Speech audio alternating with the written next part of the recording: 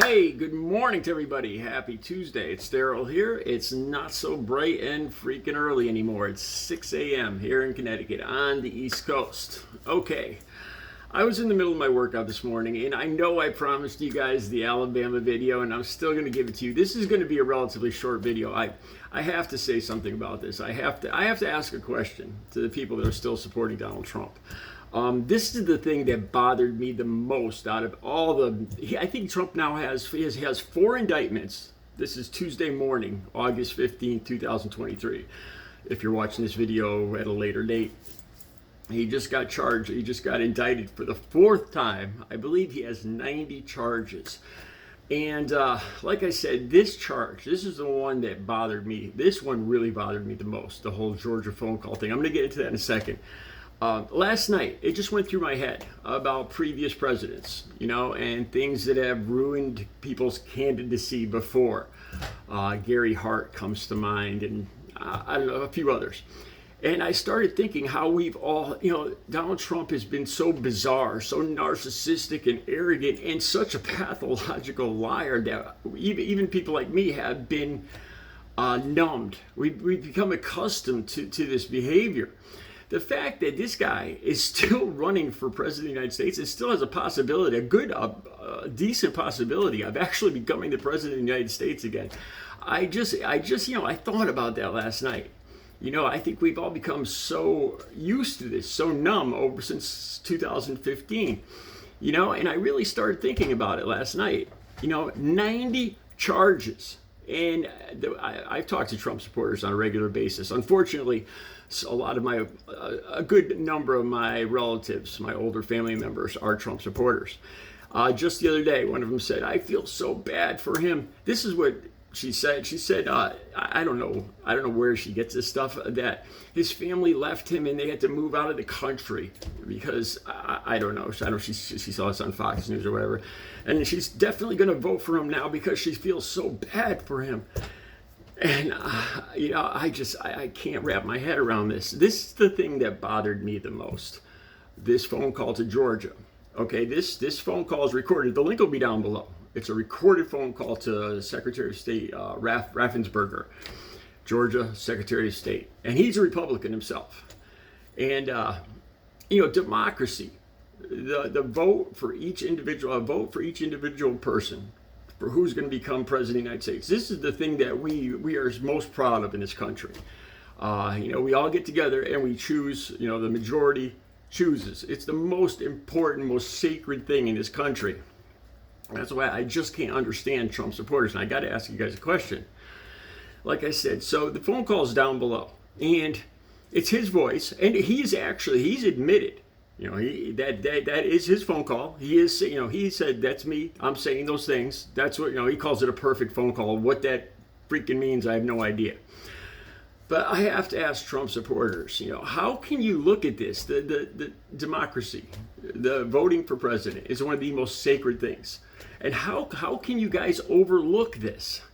He's actually on the phone asking another Republican, Raffensperger, Secretary of State, to find him 11,780 more votes.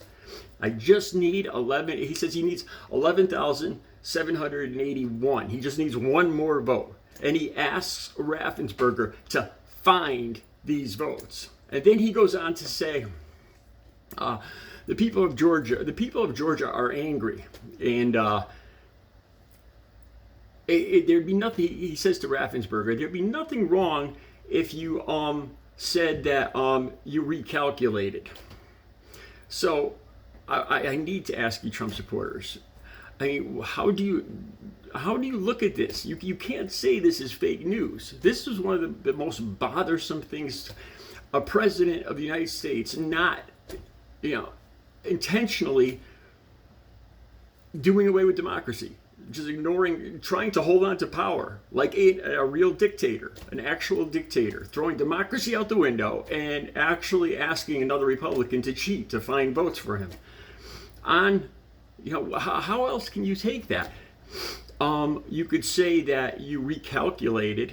He's not saying that there's, like extra votes you didn't, that are in a suitcase somewhere or that aren't tabulated. He's giving Raffensperger excuses to falsify votes. There's no other way to look at this. This is the actual president of the United States doing away with the most important thing, the most thing we've held dear for the last, 240 whatever years. Democracy. Do you care about this guy so much, more than your country, more than democracy, that you're willing to overlook this, that you're okay with this? Just because it's your guy, you can overlook this. You can't say that it's lying news or anything like that anymore. Because Trump says this is him. This is his voice. That's what he said. He calls it his perfect phone call. So what is your answer to this? Please, I need your comments down below. How can you still support this? Is it just because it's your candidate you feel it's okay to do away with democracy? To overthrow our whole system in favor of what basically is dictatorship?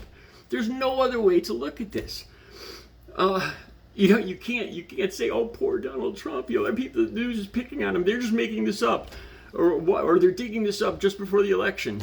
It doesn't even matter when they're bringing this up. I don't care if it took this long. I'm glad they're bringing it up now, because there's no way. I can't believe we're even entertaining the thought. I can't believe this guy is even still out of jail.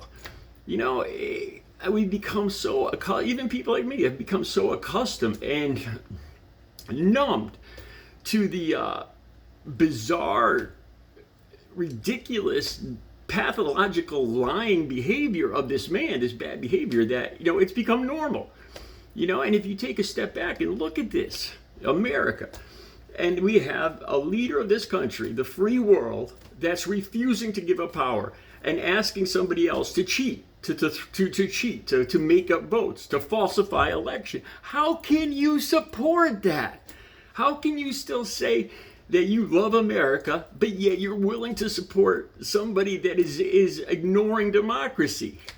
Please answer me. I'm sorry this is a rant, but this is the thing that's bothered me out of all 90 whatever charges. This is blatant. He's caught. He's cold busted, red-handed, trying to falsify, trying to hold on to power when he didn't have the votes.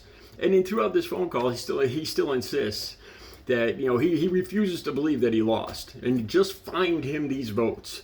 You could say you recalculated. He's giving Raffensperger an excuse to falsify records. There's no other way you could look at this. How can you support this? I can't believe, I can't believe we're living in times like this, that this guy's even out of jail and being considered for president. Unbelievable. The links will be down below. I'm sorry for the rant. The Alabama video is up next. Have a good Tuesday.